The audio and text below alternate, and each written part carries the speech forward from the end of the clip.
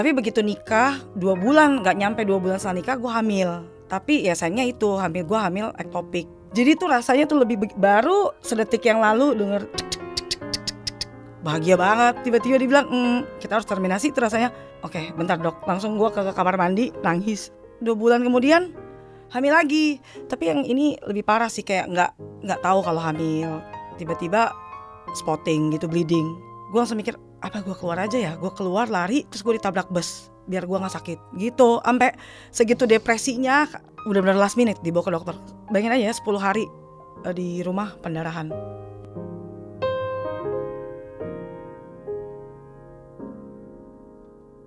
Hai semua, welcome to Life as Modern Women, di mana kita membahas isu-isu dan tantangan menjadi wanita modern di zaman sekarang bersama saya, Bianca Belnadia.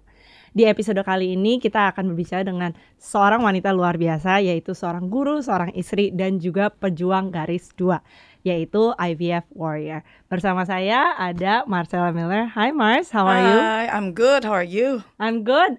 Mungkin Mars bisa introduce diri sendiri dulu. Sure. Nama gue Mars Miller, karena Miller tuh nama suami, sebenarnya orang Batak, tapi ngambil nama suami Miller. Terus umur 37 tahun, sebelumnya kerja di sebagai guru preschool, tapi sekarang barusan berhenti, selesai karena lebih pengen fokus ke IVF. Dan sekarang cuma ngajar les door to door aja, private gitu. Ya, jadi fun fact, gimana kita kenal satu sama lain. Itu sebenarnya Mars itu sebenarnya guru preschool anakku. Jadi memang lucu ya how kita bisa kenal satu sama lain. Mungkin sebelum kita mulai, kita akan main small game. Ada beberapa kartu di depan kita. Mungkin aku pilihin dulu buat Mars. Dan Boleh. Cerita murid yang paling memorable. Sebenarnya semua memorable ya, karena lucu aja. Setiap ada aja komen-komen mereka yang apa lucu gitu. Jadi waktu ngajar N1 pernah nih satu anak, mungkin ya kita sambil ngajar kan nguap gitu ya, nguap.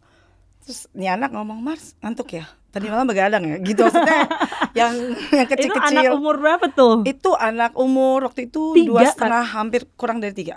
Iya sih, kalau itu dikomenin sama kolega begadang sih, iya begadang ya.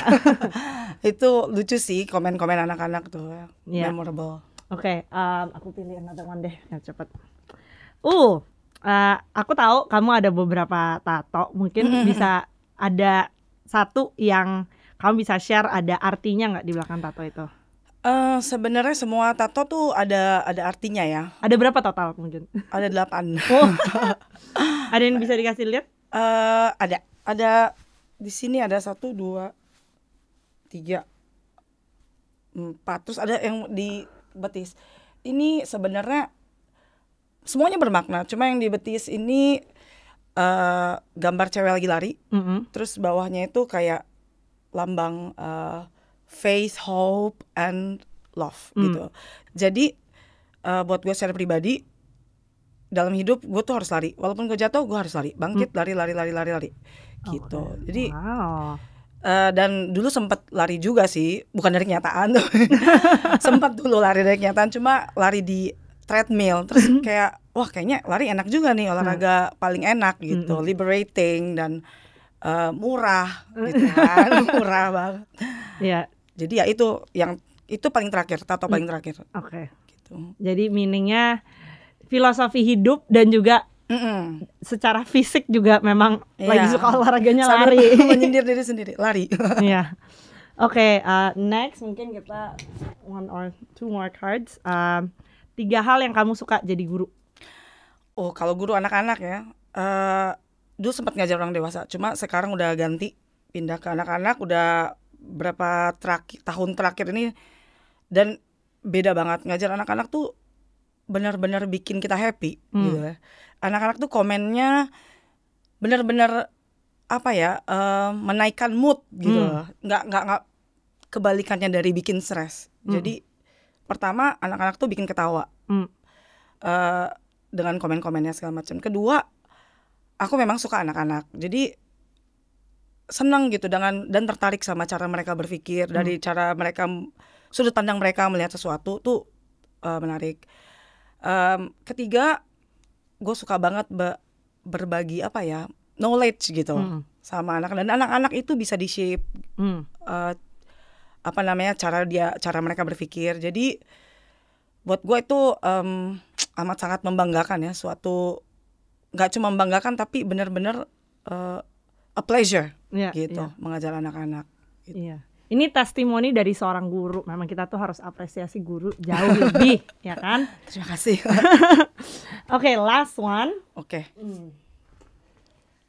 Satu kata yang orang lain like to say about you atau yang merepresentasikan kamu. Banyak yang bilang dari dulu sampai sekarang, Mars nih kocak gitu, kocak. Ternyata lucu ya. Ternyata di balik tampang yang kelihatan judes ini ternyata bisa kocak. Tapi sebenarnya I think once you get to know me, emang suka ketawa-ketawa aja, emang hobi ketawa gitu sih. Kalau bisa bikin ketawa sendiri tanpa apa lebih bagus lagi kan. Tapi kan butuh komedi juga, dan sejauh ini orang suka bilang kocak lu gitu. Jadi I think it is kocak gitu, satu kata itu. Iya, nanti kalau kita dengar ceritanya dia, memang harus ada sedikit humoris sih, kalau enggak kayaknya menanggapi hidup Mars itu kayaknya tidak gampang ya. Ya, dibawa ketawa aja. Iya benar, kadang-kadang hidup dibawa ketawa aja sih. Exactly. Oke, mungkin kita udah sedikit get to know you, tapi kamu bisa nggak share sedikit mungkin kesibukan sehari-hari sekarang ngapain? Sekarang sih masih ngelesin anak murid ya, yang masih ada gitu. Jadi tadi itu banyak anak murid, terus lama-lama apalagi karena pandemi kan.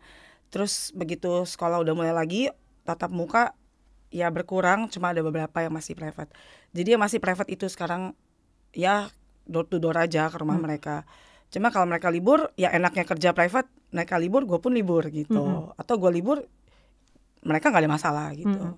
Jadi kesibukan sih itu, sama beberes rumah ya sekarang. Sama going through IVF of course. Itu I think the big Iya, itu kayak udah default gitu. Default setting. Itu udah kayak lupa karena itu udah default setting kadang-kadang ya. Tiap hari. Oke, itu kita nanti akan will get to that. Tapi kamu bisa share nggak waktu growing up, family seperti apa, dynamic keluarga seperti apa? Jadi waktu kecil kali growing up. Ya, waktu kecil tuh sebenarnya banyak memori-memori yang indah gitu kan, yang lucu juga, ditambah dari keluarga Batak yang sangat besar. Dan nyokap juga sebenarnya dia orangnya kocak gitu nyokap. Cuma ya waktu kecil sayangnya tuh ada beberapa memori yang menyedihkan gitu ya buat gua, karena waktu gua kecil bertumbuh gitu, nyokap juga pernikahannya sama bokap tuh kurang baik gitu ya. Pernikahannya kurang baik, mereka sering banget berantem, dan gua sebagai anak kecil menyaksikan itu semua gitu kan. Terus entah kenapa gue merasa nyokap itu lebih sayang sama kakak gue daripada sama gue gitu. Ini menurut ini ya kacamata gue. Jadi waktu misalnya nih, waktu itu gue umur kayak 6 tahun atau 7 tahun gitu. Terus kan kakak gue mau les piano nih, karena kakak gue main piano di mana, terus nyokap, oh kayaknya cocok kamu main piano ya gitu kan. Langsung mau dilesin piano. Terus dia langsung beli piano. Dan dia bilang, ayo kita beli sepatu les piano gitu kan. Terus kita ke Pasar Baru. Dulu tuh gak tahu ya, Pasar Baru itu sama funnya kayak Dufan buat gua.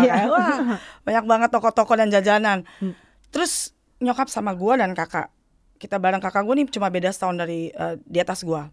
Terus pas sampai gerbang tuh ada tukang somai, dan nyokap cuma bilang, oke, kan gua dipanggil rumah Dede tunggu sini ya, di sini di somai. Dan nyokap bilang boleh makan somai. Zaman dulu ninggalin anak umur 6 tahun di situ ya, biasa aja gitu ya sama tukang somai. Zaman sekarang jangan ditiru. Jangan ditiru ya. Terus gue di tukang somai lah makan somai. Terus kakak gue pergi sama nyokap. Terus pas balik gue inget banget nih, gue duduk di deket tukang somai, gerobak tukang somai. Datang terus nyokap gue bawa 2 tentengan, 2 sepatu gitu.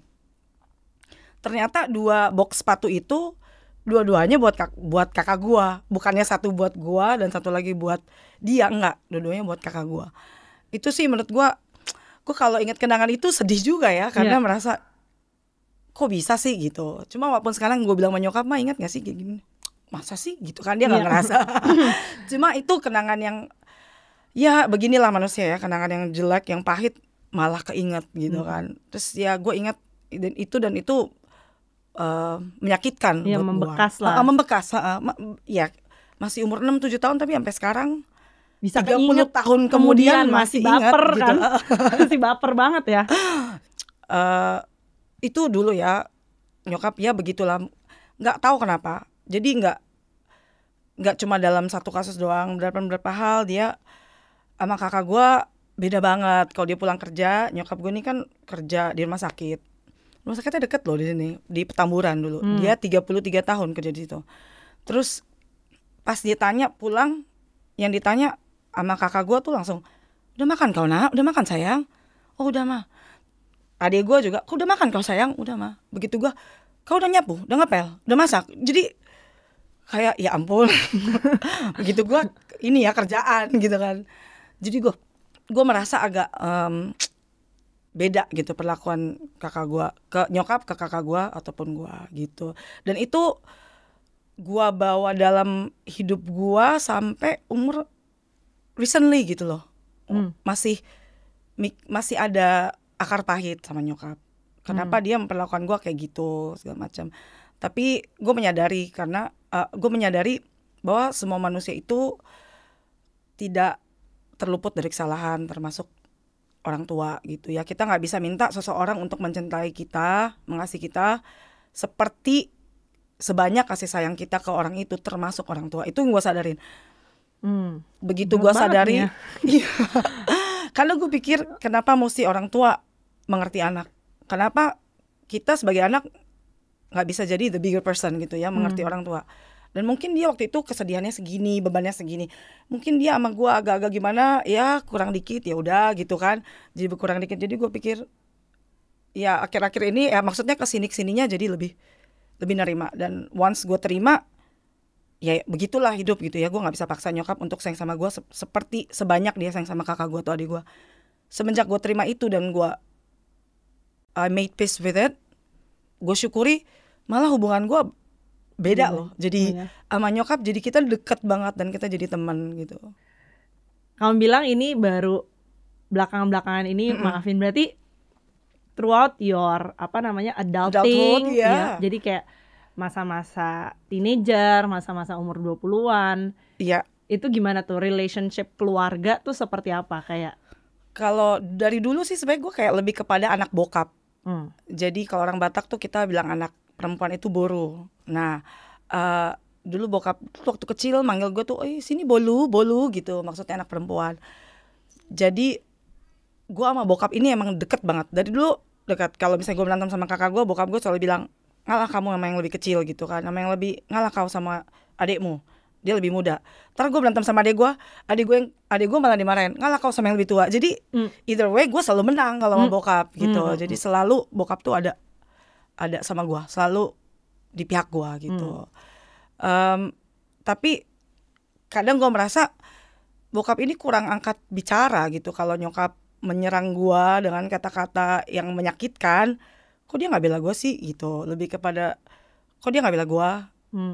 Mungkin nyokap gue serem kali aja deh, bokap gue takut. Tiger mom gitu. ya. Kayaknya sih gitu. Makanya bokap lebih milih diem gitu. Oke. Tapi waktu umur kayak mungkin udah teenage years, udah mulai lebih mandiri, tinggal masih sama orang tua atau ya masih sama orang tua, tapi begitu ngekos, akhirnya kan gue kuliah di UI. Terus gue ngekos dan gue merasakan suatu kemerdekaan yang luar biasa. Gue ngekos gitu, umur 18 tahun, keluar dari rumah, rasanya tuh luar biasa gitu kan. Gak bisa sama nyokap ke mall aja, ke mall gak bisa. Gue anak SMA lain tuh ke mall, kemana gini. Malah ada teman gue yang SMA udah ke bar. Dulu zaman mata bar apa, gue ke mall aja dicari gitu, gak boleh ke mall. Dari situ terus ngekos sendiri. Ini benar-benar nih hidup freedom begitu. Gue rasain banget. Disitulah gue mulai membuka pergaulan gue. Nggak cuma teman kampus, semua. Jadi gue pengen mengenal orang sebanyak-banyaknya gitu. Ya waktu umur segitu ya, pengennya bergaul kesana kesini gitu. Ketepatan gue ngekos, jadi nggak ada curfew gitu kan. Jadi ya main sana sini gitu. Jadi bebas tiba-tiba ya. Tapi mungkin bisa cerita sedikit, jadi kamu SMA terus kuliah di UI, terus perjalanan habis itu karir seperti apa? Jadi pertama kali waktu SMA sih ngajar bahasa Inggris ke tetangga nyokap. Terus dia senang, dia mau. SMA? Iya, lucu Jadi deh. umur berapa sih itu? Oh, 16. 16 tahun mulai ngajar? 16 tahun udah mulai ngajar. Waktu itu bayar zaman segitu. Terus gue merasa senang sih. Gue merasa kesenangan yang luar biasa begitu megang duit sendiri. Iya. Langsung kayak, oh enak nih. Kayaknya besok mesti lagi nih. Apa kayak nih megang duit sendiri gitu kan. Walaupun gak seberapa gitu. Tapi setelah gue pikir-pikir, gue kayaknya lebih pengen cari duit deh. Lebih pengen menghasilkan walaupun itu berapa. Lagian juga waktu itu kan nyokap, itu masa-masa ekonomi krisis di keluarga gue juga. Benar-benar kita benar-benar struggle. Ada beribu-ribu malam di mana gue cuma makan gorengan karena struggling sama uang jajan. Di mana nyokap kasih nih 50.000 seminggu. Bayangin aja 50.000 seminggu ya alamat gorengan gitu kan. Terus gorengan dan aqua gelas. Temenan dong sama mas gorengan di kampus. Dia udah akrab gorengan dan kan iya. Dan itu kan termasuk ongkos naik dulu 84 bolak-balik tuh patas. Jadi dengan duit segini gimana caranya bertahan tuh nyokap tuh. Ya aku gak mau tahu, kamu mesti bisa nih hidup dengan duit segini. Kayaknya gue mendingan kerja gitu ya. Daripada gue 50.000 ini gue udah jadi segala macem nih. Misalnya kayak setiap kali ada fotokopi nih, gue pasti jadi tukang fotokopi. Karena dia bilang oke, fotokopi di bawah tuh bisa 150 perak per lembar. Tapi kalau gue pergi ke sana 60 perak. Tapi gue bisa dapat untung. Jadi gue dulu tukang fotokopi di kelas kayak fotokopinya sama gue fotokopi karena gue bawa ke sono biar gue nanti pulang bisa mesen nasi goreng di kantin gitu. Jadi ada kakak gue kadang malu punya adik kayak gue kayak ya elah dia semuanya diiniin semua dibisnisin beneran sampai nyuci baju juga. Gue pernah bikin usaha cuci baju di kosan. Gue bilang sama alumni gue, iya yaudah lo sama gue segini, tapi cucinya pakai tangan nih, jadi lebih bersih. Itu sampai beneran kakak gue sampai malu gitu, gila lo udah jadi babu, udah jadi apa gitu kan kayak. Tapi gue merasa gue mau dapat duit, dicari guru bahasa Inggris, gue coba. Itu gue coba, enak juga gitu. Gue mulai dari 43.000 per 2 jam loh. Itu dari Depok ke mana tuh Fatmawati. Pagi-pagi jam 5 udah bangun. Barengan maling keluar, gue udah di bus untuk mengejar 43.000 per 2 jam. Tapi karena gue ngerasain susahnya cari duit, gue tahu orang nggak punya duit gimana rasanya gitu. Dan gue merasa sih gue bukan orang pelit ya, mudah-mudahan. Dan gue tahu lah kalau orang susah tuh gimana. Gue gampang banget simpati sama orang yang gue nggak punya duit nih gitu kan. Sedih gue karena gue pernah ngerasain kayak gitu. Jadi dari mulai ngajar keterusan, enak nih ngajar nih, dapat apa ya? Dulu tuh dapat teenagers tuh luar biasa susahnya kan diajar. Dan mereka ternyata bisa berubah. Begitu mereka berubah, orang tuanya yang kaget karena tadinya mereka dapat guru mana aja tuh nggak, semua guru mental deh, nggak ada yang mau mereka 2 cewek. Terus begitu sama gue, mereka jadi pribadi yang ceria apa segala macam. Terus malah nggak mau guru lain gitu. Jadi bertahun-tahun sama gue dan menang lomba bahasa Inggris, drama segala macam. Jadi pribadi yang ceria. Merasa this could be my calling gitu. Karena kan kayak merubah hidup seseorang juga suatu wow gitu. Iya, bermakna lah maksudnya. Iya. Padahal kuliahnya apa? Perpajakan. Benar-benar itu kebalikannya ya, nggak membuat hidup orang ceria. Orang makin paling kesel ngurusin begitu. Pajak ya benar. Tapi gue nggak menikmati kuliah gue dulu tuh pilihan nyokap untuk perpajakan. Bertumbuh kembang di keluarga seperti itu waktu umur 20-an. Kalau untuk relationship kamu view-nya seperti apa? Dulu relationship dan pergaulan kali ya. Jadi sebenarnya nggak banyak juga laki-laki yang tertarik gitu kan. Dan dulu temenan sama abang-abang alumni Batak semua yang serem-serem. Jadi yang deketin juga nggak ada gitu kan. Tapi begitu kenal seseorang dari teman kerja, dia oh ini baru mulai pacaran, tapi nggak ada niat untuk serius karena gue melihat pernikahan bokap nyokap aja yang depan mata bukannya contoh gitu loh. Jadi gue merasa apaan sih pernikahan yang depan mata aja begini gitu kan, nggak penting. Jadi lebih kepada ya fun aja gitu relationship, cuma ya sekedar satu sebagai pacar, pergi bareng, makan bareng, nongkrong bareng. Tapi begitu mereka mau serius, gue pasti nggak mau.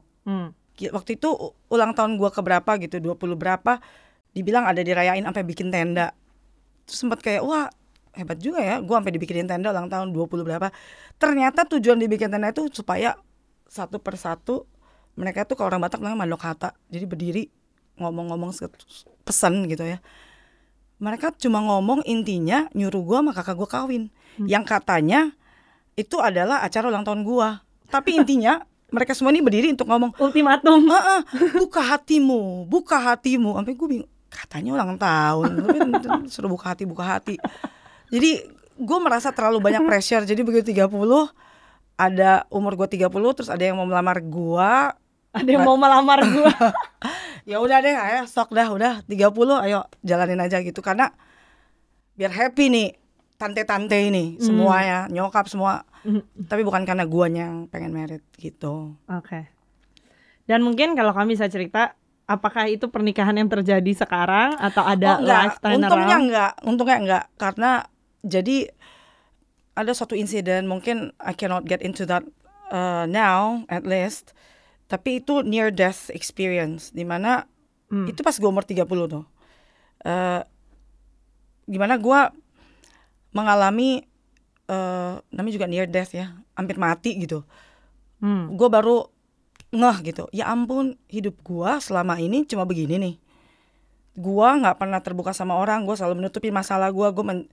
Karena gue gak mau membebani nyokap, itu semua gue pendem terus untuk begini, untuk gue hampir mati ini gitu loh. Jadi di momen itu, dan gue merasa sebenarnya gue bakal mati. Gue percaya, gue yakin lah, ini kayaknya this is how I go gitu. Ini mokat nih, gue mokat. Terus ternyata enggak gitu. Dan di situ gue sempat berjanji sama Tuhan dan diri gue akan berubah gitu kan. Dan begitu sebenarnya kesempatan gue untuk bertahan hidup saat itu tuh kecil banget. Tapi gue dikasih kesempatan untuk hidup. Jadi gue dari situ gue berubah. Prosesnya panjang. Gue harus ketemu terapis, gue harus ketemu konselor gue setiap minggu. Selama kayaknya minimal 8 bulan lah gue ketemu dia.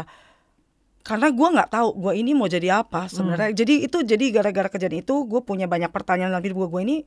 Sebenarnya panggilan hidup gue tuh apa sih gitu kan. Tujuan hidup gue tuh apa gitu.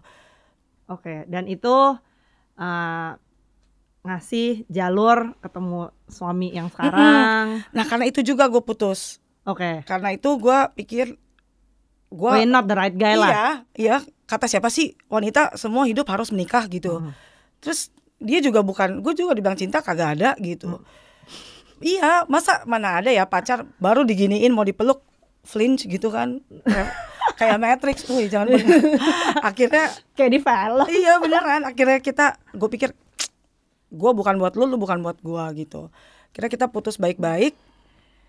Terus gue mulai bahagia sama hidup gue, dan gue percaya gue bakal single. Gue merasa karena gue udah happy single, gue merasa gue adalah salah satu orang di dunia ini yang ditakdirkan untuk hidup single. Pas gue happy sama hidup gue, kesendirian gue bertemu dengan suami gue, si Colin. Dan kita sama-sama kayak kepepet umur juga nih sebenarnya pas ketemu. Dia tua, gue tua. Jadi terus dia juga begitu baru mulai beberapa kali date, dia langsung bilang gue mau serius. Umur gue udah 40 something gitu kan. Terus gue bilang gue juga 30 something gitu kan. Terus dia bilang yaudah gimana, gue pengen kita nikah. Yaudah kira nikah. Jadi kita pacaran cuma sebentar sih, setahun lebih ya.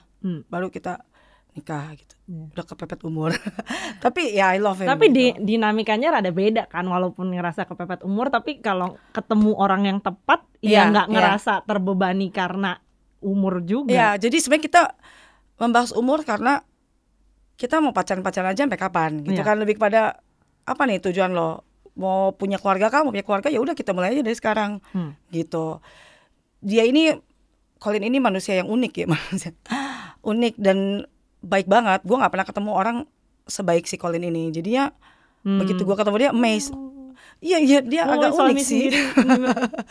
Agak unik. Ya langsung melihat ada orang sebaik ini, setulus ini. Dan gue dari awal udah pas ketemu dia udah bilang ini ya masa lalu gue berat. Langsung gue kasih tahu, lo mau pergi gitu. Maksudnya biar nggak buang-buang waktu gitu kan. Akhirnya ya udah nikah gitu sampai sekarang. Oke, jadi dari seseorang yang umur 20-an nggak kepikiran nggak mau nikah, temu the right person, malah cepet banget langsung nikah. Terus dari nggak mau nikah jadi nikah. Kalau punya anak dari dulu pemikirannya? Sebenarnya dari dulu gue pengen banget punya anak. Tapi begitu ngejalanin relationship sama Colin, ya kita sempat ngomongin kalau punya anak gimana, fine, bukannya pengen child free juga gitu kan. Tapi kita bilang kalau kita punya anak bagus, kalau misalnya lama menunggu atau apa gitu ya oke gitu kan. Tapi begitu nikah 2 bulan, nggak nyampe 2 bulan setelah nikah gue hamil. Jadi wah langsung nih. Tapi ya sayangnya itu gue hamil ektopik gitu. Jadi setelah itu kita langsung tahu beneran langsung fix kita pengen cepet-cepet punya anak gitu. Karena umur juga sih.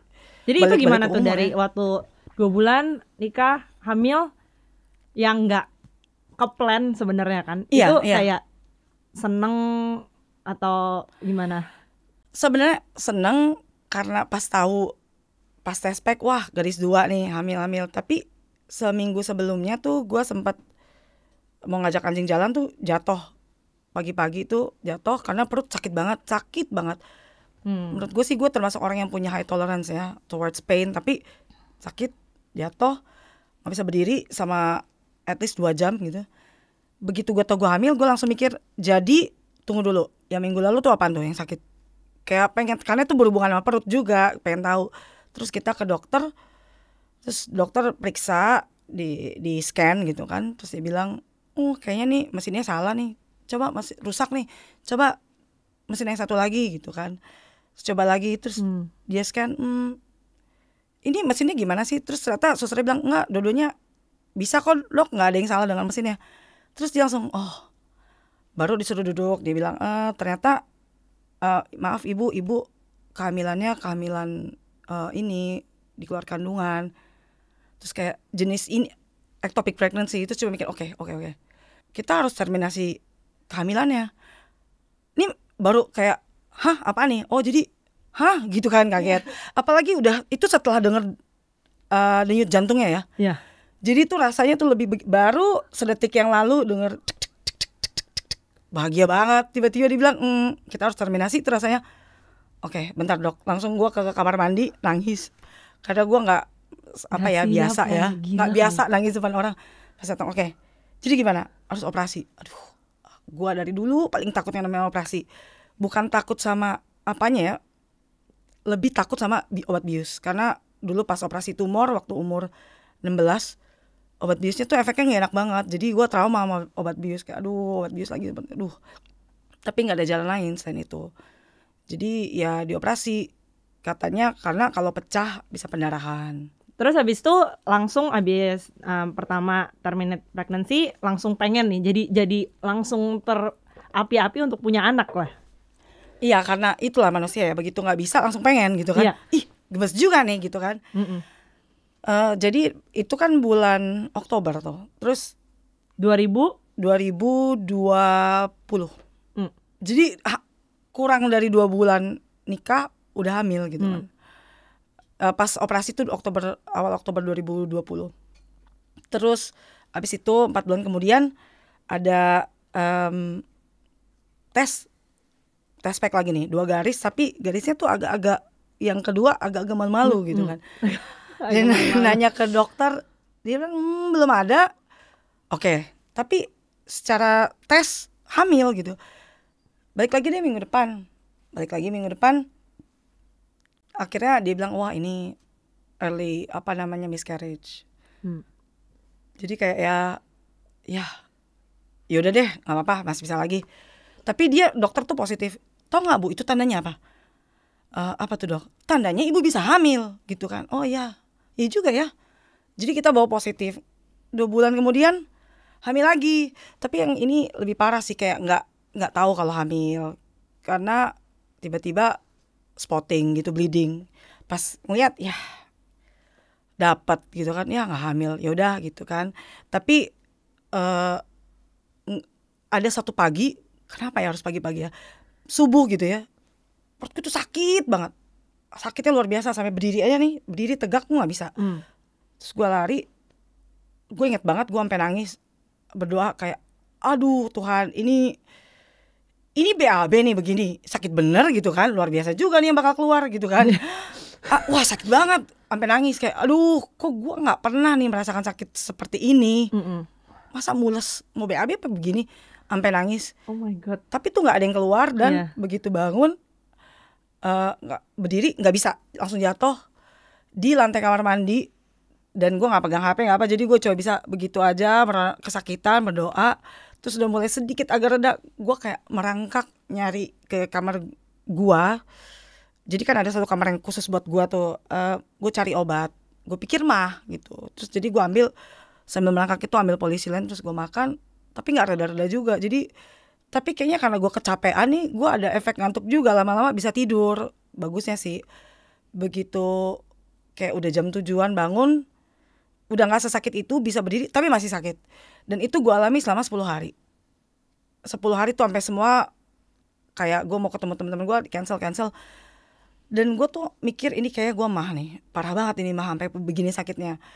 Terus gue WhatsApp dokter gue ya, waktu itu operasi gue kan. Iya yang pertama tuh akhirnya gue di ektopik tuh dia operasi, gue WhatsApp dia, dok saya lagi dapat nih, tapi saya sakit perut panjang lebar. Dan dia jawab, ibu udah tes pack. Dan mati kan udah dibilang lagi dapat gitu kan ya. Dok saya lagi dapat gitu. Terus bilang enggak, tes pack aja coba Bu. Terus Colin telepon SOS bilang ya udah gimana kalau ke dokter kandungan. Terus Colin bilang tapi istri saya bilang ini mah. Tapi karena si teledokter SOS itu udah tahu gue punya sejarah ektopik, dia bilang mendingan ke dokter kandungan, kita eliminasi kemungkinan yang paling gak enak gitu kan. Terus oh ya udah, kita akhirnya ke dokter. Pas ke dokter, menyampai ke dokter, ibu udah tes pack, jawabannya gitu. Belum kan saya lagi dapat. Terus bilang ibu tes pack dulu. Kan dia periksa juga tuh, pas diperiksa tuh scan ngilu banget. Terus dia bilang gak ada apa-apa di kandungan. Dan gue bilang sama dia, saya berasa nih kayak kotak, dalamnya tuh ada bola. Jadi kalau jalan tuh gudung gitu, nggak enak banget. Terus pas dia bilang ibu tes pack, karena kalau misalnya ibu hamil tandanya ibu ektopik lagi, maaf Bu. Tapi kalau nggak berarti ada sesuatu dengan indung telur. Terus saat itu pas gue tes pack baru kali itu seumur umur gue berdoa jangan garis dua karena gue udah trauma nih ektopik nih. Begitu udah garisnya 2 nyata banget. Ya ampun Tuhan, ternyata ektopik lagi. Terus si dokter mau nyuntik dengan suntikan apa tuh yang buat kanker tuh supaya dia lama-lama menciut. Ternyata pas dia lagi ngomongin proses itu, gue tuh udah duduk, udah bergerak, aduh sakit.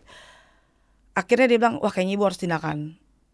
Itu dari jam 6 sore dan gue baru nunggu di zaman COVID kan. Jadi masih nunggu PCR segala macam, jam 10 baru bisa. Dan itu gue udah dikasih segala macam painkillers, sakitnya tetap berasa sakit. Dan gue sempat sampai mikir gini, kan UGD-nya tuh dekat, begitu dibuka langsung jalan raya tuh.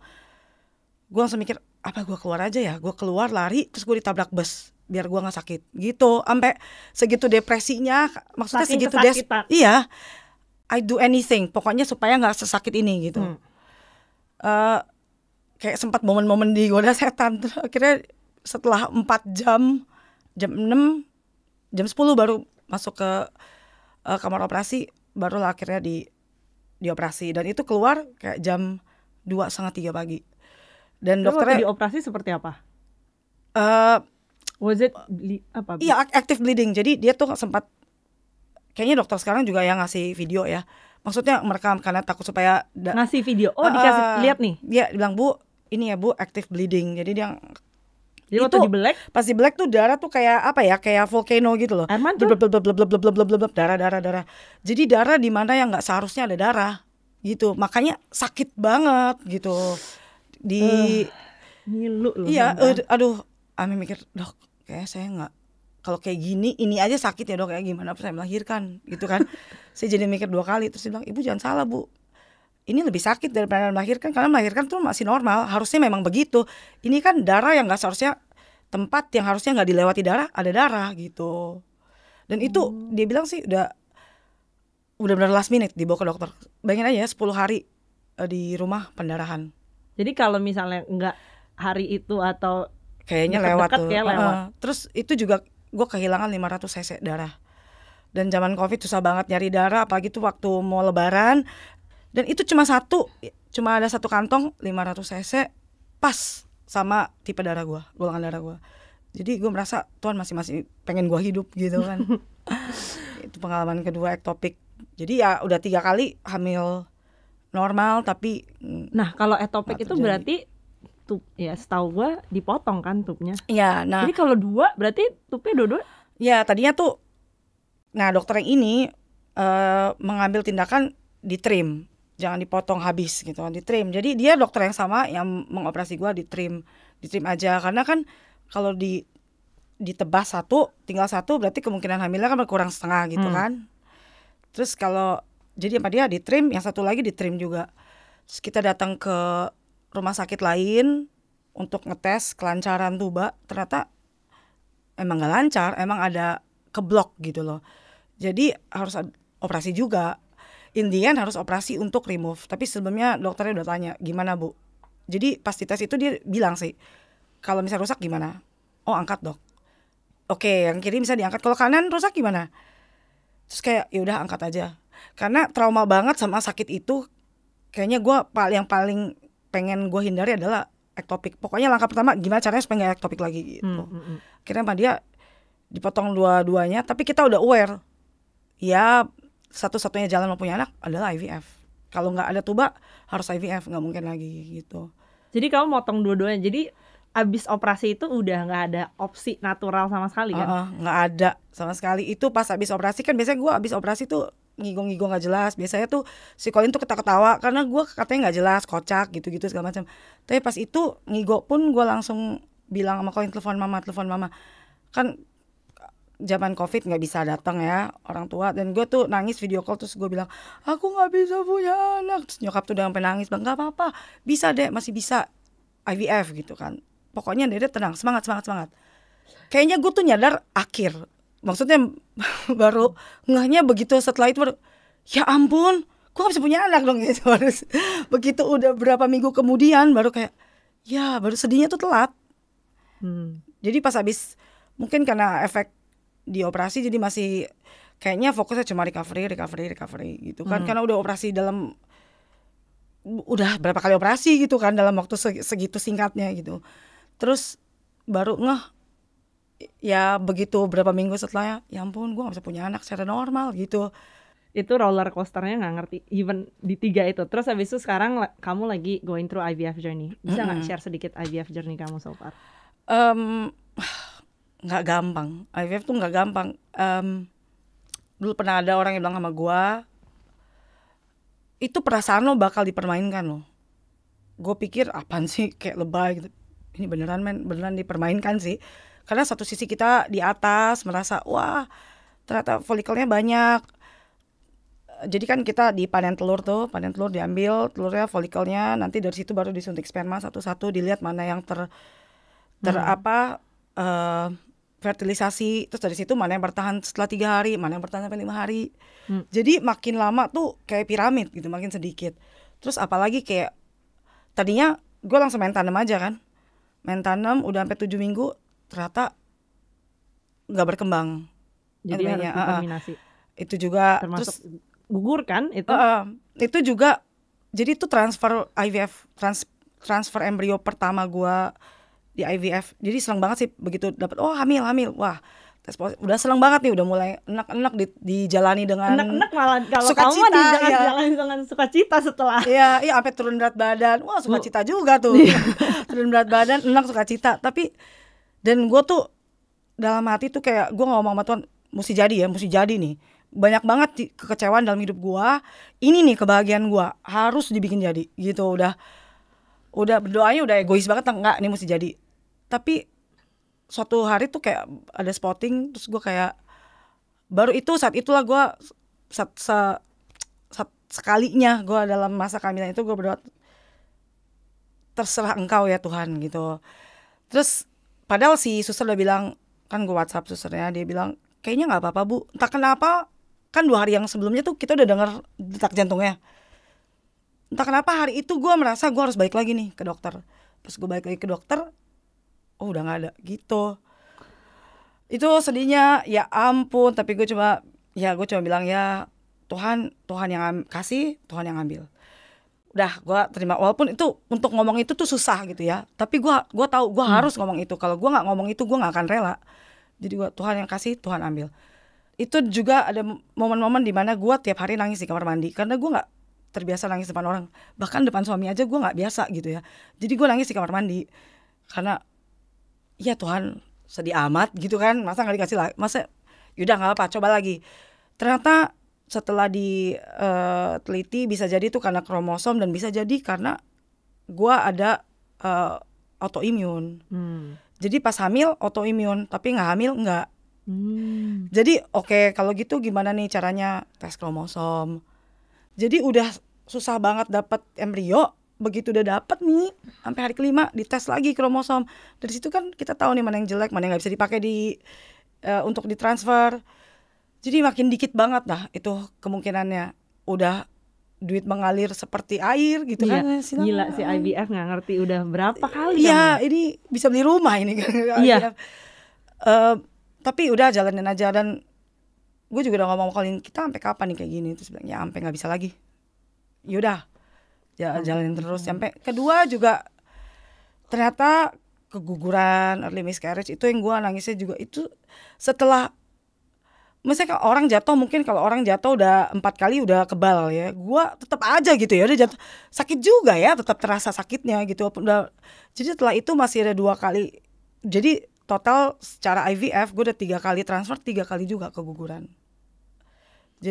Jadi total tuh udah 6 kali gue menangisi keguguran yang tidak jadi ini gitu.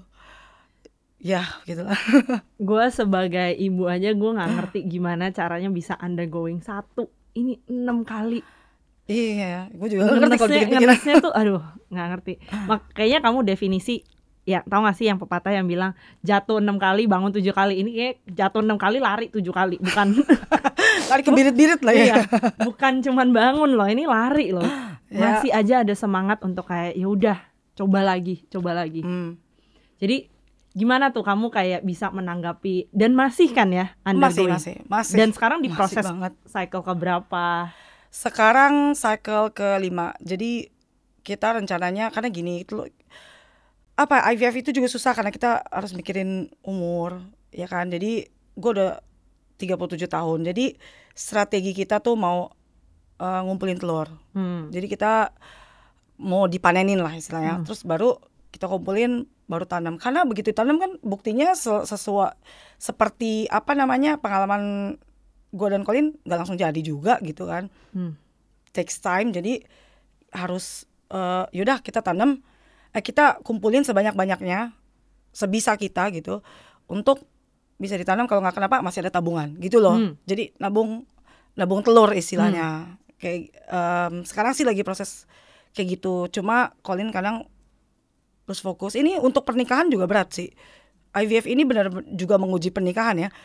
Karena hormon lu menggila karena lu disuntik hormon. Belum lagi setiap kali ada kejadian lu kayak gua miscarriage, dia di mana gua di mana. Kita sama-sama berduka gitu ya.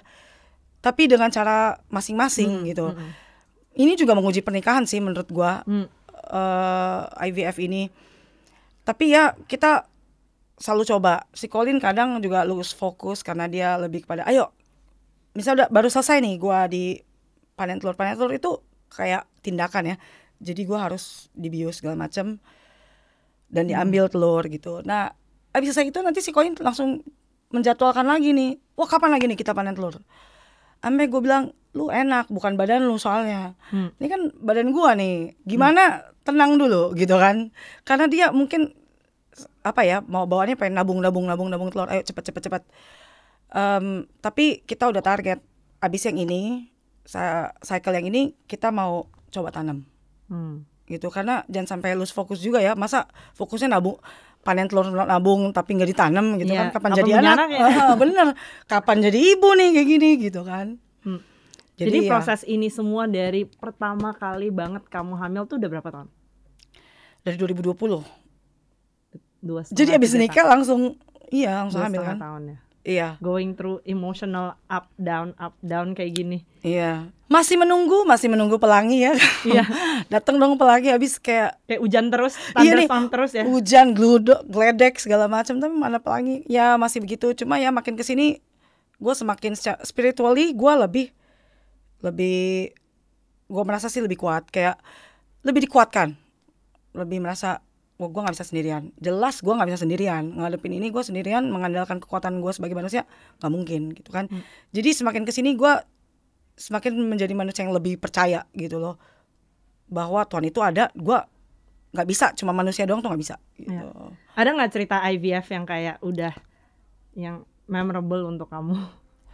Ya kemarin kamu cerita waktu 12 telur. Oh iya, ya di siklus, ya di siklus pertama kan kita dapat 9, 11, terus kedua tuh 12. Karena seperti yang gue bilang tadi, ini kan lama-lama tuh jadi piramid nih ya. Dari 12 jadi berapa gitu kan. Itu ada gimana ya, sebagai wanita ada kebanggaan juga gitu, kayak wah 12 telur nih gue, wah 11, 9 nggak apa-apa. Terus pas yang terakhir ini kemarin cuma 5 gitu kan. Ini 5 loh, 5 belum dia apa-apain nih, cuma 5. Modal udah dikit banget kan ini untuk IVF. Pas dokter scan, oh oke, Bu, jadi di sebelah kanan ada 3 folikel, sebelah kiri ada 2. Udah dok, itu aja. Iya udah itu aja. Terus gue mikir, wah ini biaya nyuntiknya, biaya apa segala macem gitu. Setiap step yang mau diambil dalam IVF kan lo duit keluar. Gue pikir ini worth it gak ya diperjuangin 5 gitu kan. Ya worth it 12 or aja not gitu. 0 ya. Iya 12 aja kemarin gue jadi 1 ditanam keguguran. Itu 12, apalagi gue modal cuma 5 gitu kan. Jadi gue sempat ada pas dibilang gitu 5 oke. Kira gue tanya, dok gimana kalau dokter jadi saya tetap maju atau nunggu next cycle? Oh it's worth it Mars, perjuangin aja. Oh ya udah. Tapi pas abis gue bayar segala macam, gue cuma nggak habis pikir 5 itu doang yang ada di otak gue. Gila, cuma 5, ini belum diapa-apain nih. Terus yang pas di mobil gue masih mikir cuma 5. Terus kayak ya drama banget ini, apa namanya, sabuk safety belt itu nggak bisa gue pasang. Gue jadi makin frustasi. Terus gue teriak tuh di mobil, yang kayak ya gue teriak langsung apapun yang ada di situ. Kebetulan waktu itu botol minum gue, dan gue jeleknya punya kecenderungan menyakiti diri sendiri. Kalau gue udah frustasi, gue ambil terus gue pukul kepala gue pakai itu, karena gue merasa frustasi. Dan gue nangis seumur umur ya. Maksudnya gue nangis tuh bukan cuma menitikkan air mata tuh, sampai udah, Tuhan apa sih yang gak gue buat, apa sih semuanya udah gue lakuin gitu kan. Ayo gini, ayo gue ketemu hematologis, semua gue lakuin. Apa gue gak, maksudnya setiap kali gue kasih kabar nyokap, ya aku ternyata begini mah harus begini, reaksi orang tuh yang kayak sabar ya. Gue bahkan gak kayak gitu, gue bahkan kayak gak jalanin. Gue gak boleh mengasihani diri sendiri, gak jalanin. Jadi gue pas di titik itu gue merasa cuma 5, yang benar aja nih cuma 5 gitu kan. Gue frustasi banget. Terus nyampe rumah juga ya gue udah lama nih di mobil gak keluar masuk rumah, karena gue masih gak habis pikir cuma 5 gitu. Terus ya gue gak mau pikirin, ya elah cuma 5, ini hari 0 nih, hari ke 0 nih diambil. Terus benar pas hari H-nya diambil, kadang gini, kelihatan 5, begitu hari H-nya ternyata ada telur yang ngumpet gitu ya, jadi dapat 6. Ini enggak, dia konsisten 5 gitu, kayak aduh dok ada bonus gak? Karena waktu itu kan 8, dibilangnya ternyata ada 9 gitu. Kali ini ada bonus gak dok? Enggak nih, cuma 5. Besoknya hari pertama nanti dia bilang, Bu yang terfertilisasi dari 5 sekian ya. Gue mikir ini cuma 5, ini berapa yang terfertilisasi ya elah gitu kan. Terus Ditelepon besoknya, iya bu, dari 5 yang terfertilisasi. Gue tuh udah antisipasi ngomong 0 nih. Terus dia bilang 2. Oh oke, thanks God ya, 2 gitu, bisa. Oke. Tapi gue pikir nanti kan dari hari ke-1, ke-3 mana nih berkembang dengan bagus sesuai ekspektasi dari ke-3.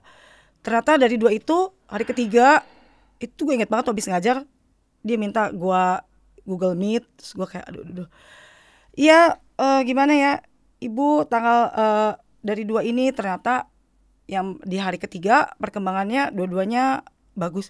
Gue langsung seneng banget kan. Jadi yang 2 ini oke nih sampai hari ke-3. Dimana itu kayak Gak semua pernah kejadian. Iya ya, biasanya dari 12 aja jadi 1. Maksudnya gue mulai ada harapan, walaupun gue kayak ada harapan tapi kayak takut berharap gitu kan. Terus di hari ke-3, di hari ke-5 itu kan tanggal 19 Mei tuh, gue ulang tahun tanggal 18. Terus kita Google Meet nih, habis ngajar kelas A tuh Google Meet. Terus gue Google Meet aja nih, gue kebanyakan mikir udah ada kamera nih. Iya pagi ibu, selamat pagi, iya sebutkan nama, tanggal lahir. Terus gue sebut tanggal lahir, terus mungkin dia baru nyadar kali ya gue kemarin ulang tahun. Terus bilang, oh iya selamat ulang tahun ibu, bagaimana ulang tahunnya. Terus gue langsung gini, langsung semua, wah dia basa-basi, jangan-jangan ini dia mau mengangkat gue karena ini berita buruk. Langsung gue matiin kamera, karena gue siap-siap nangis. Terus tiba-tiba kamera gue matiin, gue offin, gue bilang iya baik dok. Nah gue udah takut nih. Iya mudah-mudahan ini hadiah ulang tahun ya. Wah gue kayak dikasih harapan, nyalain lagi ya kamera gitu kan, biar gue bisa senyum gitu kan. Kayaknya ini harapan. Terus dia bilang ternyata hari ke-5 dua-duanya bagus. Itu gue aduh ini benar-benar kado ulang tahun. Terus gue bilang sama Colin, gue gak ya, benar-benar ya menurut gue sih mujizat ya, dari 5 2 konsisten yang 2 itu gitu loh. Kayaknya perjalanan kamu sih udah naik turun banget. Mungkin kalau kamu bisa share untuk teman-teman yang undergoing through IVF juga, what would be some of your message? Banyak-banyak berdoa sih, kayak menurut gue itu sumber kekuatan gue cuma berdoa dan keluarga gue yang positif dan menanggapi ini cuma dengan udah tenang, no pressure gitu ya. Nggak ada yang bilang lo harus punya anak hari ini, besok, tahun depan, nggak ada. Jalanin aja. Bahkan gue sampai ketemu keluarga tuh nggak ada yang nanya. Maksudnya ini amazing loh buat keluarga Batak, nggak ada yang nanya kapan punya anak gitu kan. Setelah nikah berapa lama gitu kan.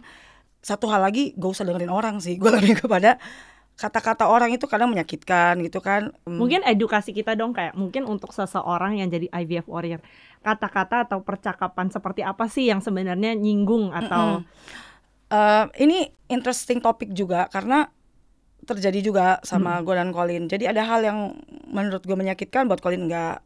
Buat Colin menyakitkan, buat gue biasa aja. Jadi kalau Colin, dia tersinggung kalau orang bilang, lo tau gak sih, kalian tuh tau gak sih kalian bisa adopsi. Nah itu dia tersinggung karena I know, gue juga tahu gue bisa adopsi gitu. Tapi kenyataan bahwa kami masih melakukan IVF kan tandanya kami sebenarnya masih mampu gitu. Secara physically at least gitu kan.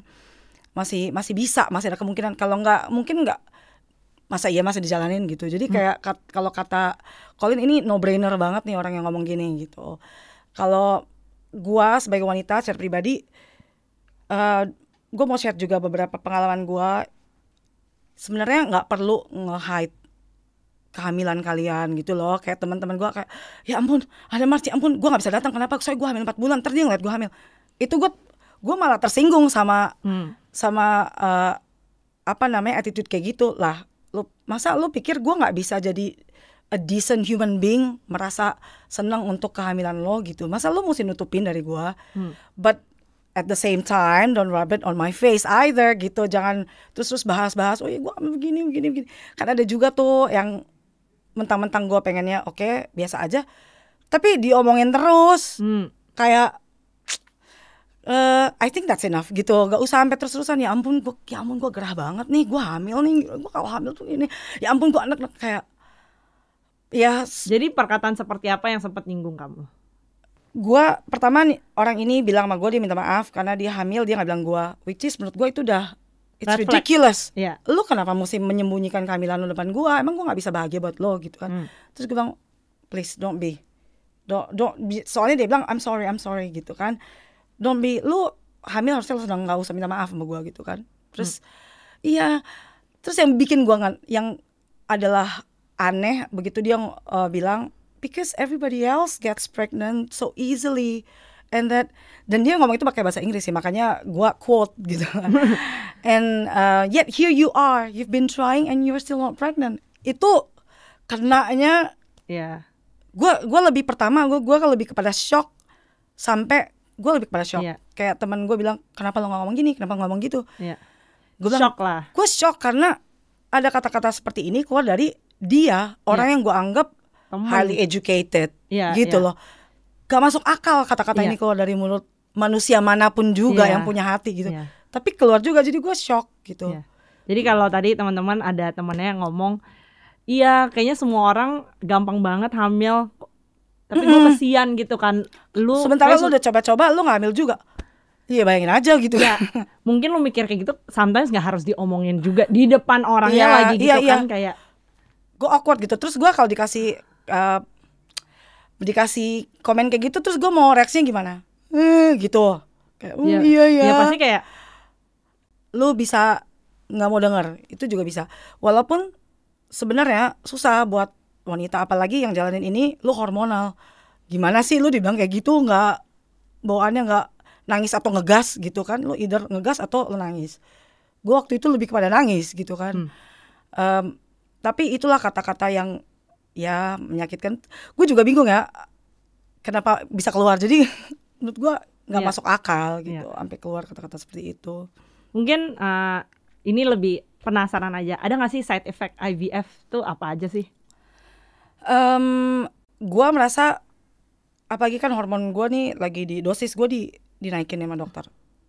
Gue merasa gue jadi gemeteran, jadi gampang gemeteran. Misalnya kayak gue waktu itu berasa banget pas nyetir gue jadi nggak benar karena gue gemeteran, karena bawaan gue bawaannya tuh berapi-api, apa ya, kayak ada agresi gitu.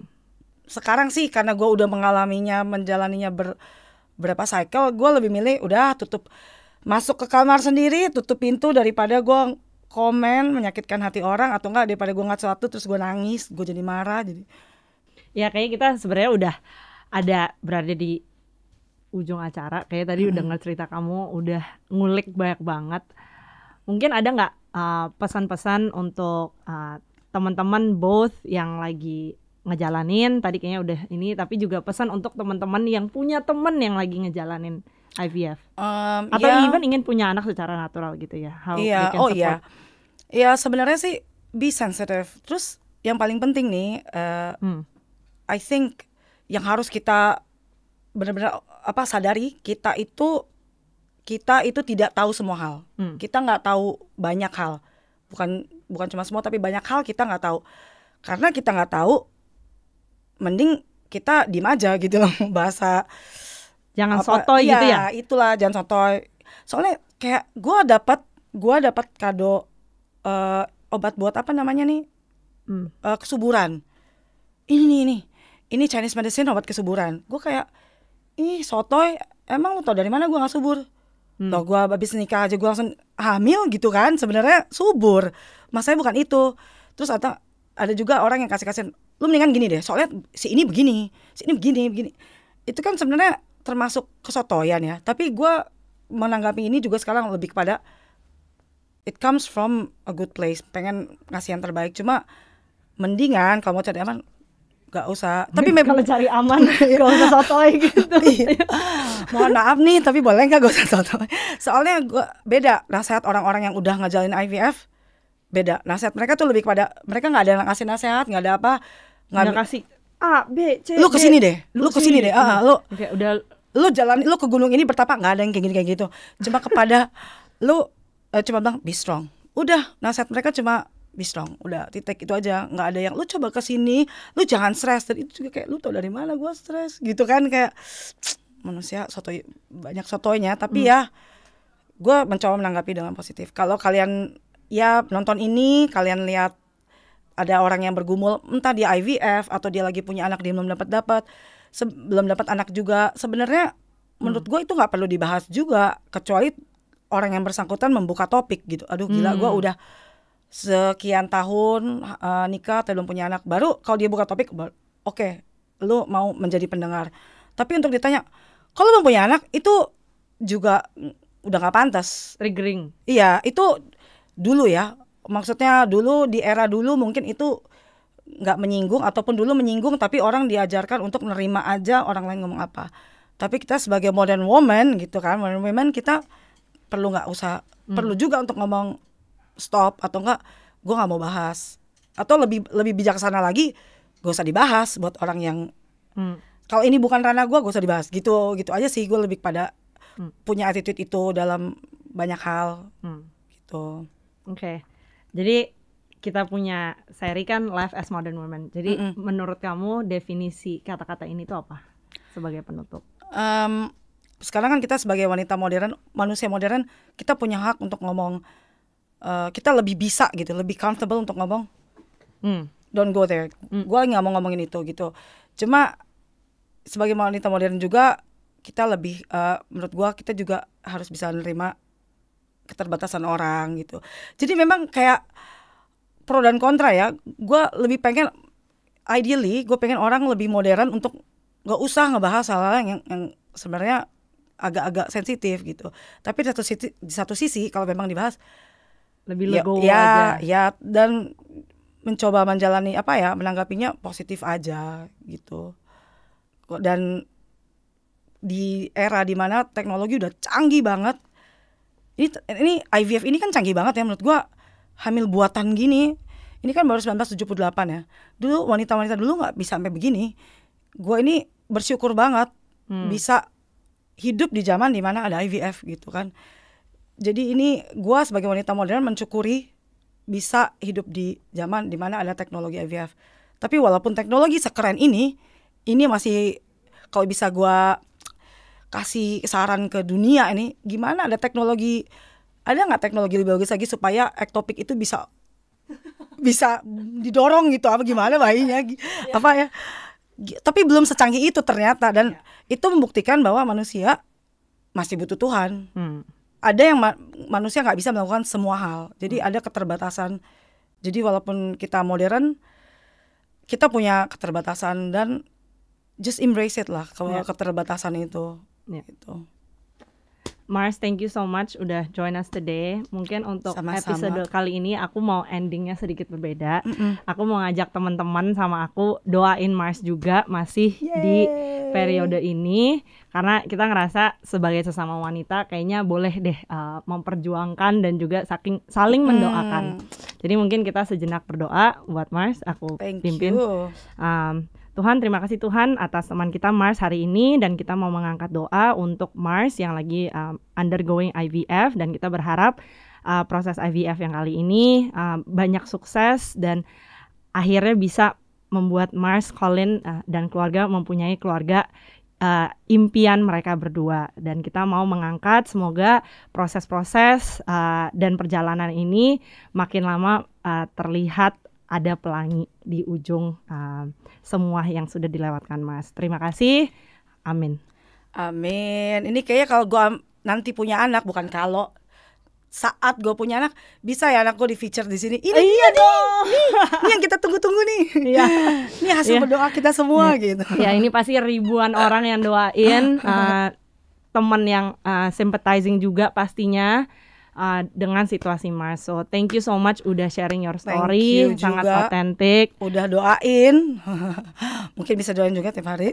Iya, boleh. Terima kasih ya. Thank you for having me, dan semoga testimoni gue juga bisa memotivasi orang lain dan gak menyinggung itu sih ya. Gue semoga tidak ada yang tersinggung gitu. Enggak, pastinya ini datang dari genuineness dan juga story yang nyata kok gitu, sebagai kita wanita yang hidup di zaman sekarang gitu kan. Enggak banyak filter-filter, memang naik turunnya seperti ini gitu, dan kamu juga masih melewati, bukannya sudah melewati udah wah udah bahagia gitu kan, belum, masih di bawah juga nih. Iya. Bersama-sama kita doain Mars bareng-bareng. So thank you so much teman-teman udah stay tune, udah dengerin kita ngobrol panjang lebar juga loh. Oh iya, satu. Oh iya, lupa kan. Oke, Mars bawa sesuatu Itu mungkin kan bisa ceritain apa ini? Bukan makanan. Bukan makanan. Jadi ini sebenarnya hal yang aku baru lakuin di awal tahun ini. Jadi aku ngeliat ngebaca suatu artikel gitu, terus aku pikir-pikir ini hal yang bagus untuk gue lakukan. Ini adalah jar di mana gue menulis semua hal-hal yang baik yang terjadi pada gue di satu hari. Misalnya hari ini gue ada hal yang wah memorable banget, gue akan tulis di sini. Sebenarnya setiap hari dengan kita bangun bersama nafas saja udah memorable ya. Cuma nih kayak lebih spesifik, ini untuk mengajar kita untuk lebih punya gratitude attitude gitu loh. Contohnya kayak waktu gue dapet yang 5 tadi bertahan jadi 2 di sampai hari kelima, itu gue tulis thank you Lord, ada 2 embrio tabungan tambahan, plung masuk sini gitu. Jadi ini akan gue keep, dan setiap kali ada kisah kejadian yang membahagiakan, gue akan taruh sini dan gue akan buka nanti di penghujung tahun baru gue buka. Jadi kita kan selalu yang seperti tadi awal gue bilang kita ingetnya sedih-sedih. Jadi dengan begini kita mau refleksi ngelihat kebaikan apa yang udah terjadi dalam hidup kita setahun itu. Jadi kita mau fokus sama yang baik-baiknya aja gitu. What do you call this? Apa yang kamu manggilnya apa? My thankful jar. Your thankful jar. Jadi ini bisa banget ya. diimplementasikan. So thank you so much Mars udah sharing your story, your tips juga to be more grateful in life. And thank you teman-teman udah nonton semuanya. So see you on the next episode. See you. Bye-bye.